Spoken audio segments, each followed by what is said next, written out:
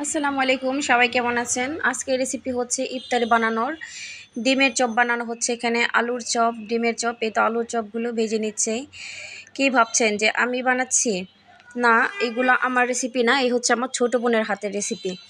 বেগুনি বানানোর জন্য এখানে বেগুন কেটে লবণ হলুদ মেখে রেখে দিয়েছে। এই তো আলুর চপ ভেজে নিয়ে এখন বেগুনিগুলো বানিয়ে নিচ্ছে একে এক করে। দেখেন মাশাআল্লাহ কত সুন্দর ফুলকো ফুলকো হচ্ছে। আর আমি তো পুরাই অবাক ওর হাতের ইফতারি দেখে। দেখেন কত সুন্দর, মাশাআল্লাহ।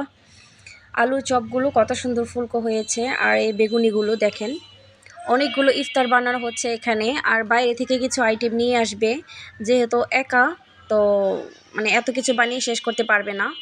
এগুলো ইফতার বানিয়ে আমাদের বাড়িতে নিয়ে যাবে, সব ভাই বোনেরা মিলে একসাথে বাবা মার সাথে ইফতার করবে। তো আমি ছিলাম না, ওরা অনেক মিস করতেছিল আমাকে। তো আমি চলে আসছি ঢাকায়। তো ওরা কী কী করলো সেগুলো আমার সাথে একটু শেয়ার করছে, আর আমার ভালো লাগলো, তাই আপনাদের মাঝে একটু শেয়ার করতেছি। আর এই তো বাইরে থেকে নিয়ে আসছে জিলাপি, বুরিন্দা, বুট। যেহেতু অনেকগুলো ইফতার একসাথে মাখানো হবে। আর ও হাতের কাছে যা ছিল তা দিয়ে মানে ঘরে বানিয়েছে। ডালের বড়া, পাকোড়া, আলুর চপ, ডিমের চপ এগুলো বানিয়েছে। এখন পাকোড়া বানাচ্ছে পাতাকপি দিয়ে, আর হচ্ছে চালের গুঁড়ির সাথে আটা দিয়ে বানিয়ে নিল। এই তো ইফতার বানিয়ে চলে গিয়েছে বাসায়। আর এই হচ্ছে আমার রান্নার রেসিপি। মাছ ভুনা করব আমি এখানে। 3 পিস মাছ নিয়েছি, মাছ ভুনা করব পেঁয়াজ দিয়ে। আর একটু মুরগি মাংস রান্না করব।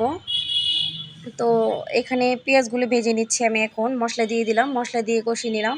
একটু একটু করে ভিডিও করে রেখেছিলাম, সেগুলো এখন আপনাদের মাঝে শেয়ার করতেছি।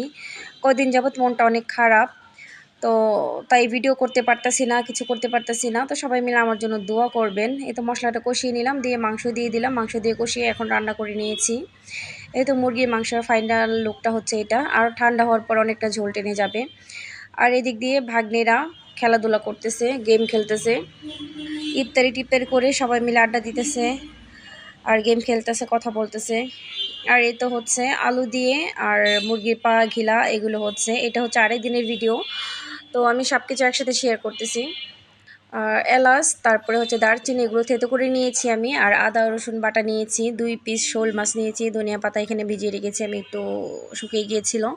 আর চামড়া, ঘিলা আর হাড় চর্বি সহ মাংস আর কি, মুরগির পাটা এগুলো নিয়েছি, আর কলিজা।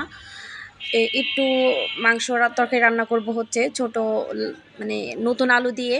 কাঁচামরিচ ফালি করে নিয়েছি এখানে, মাছ ভুনা করব।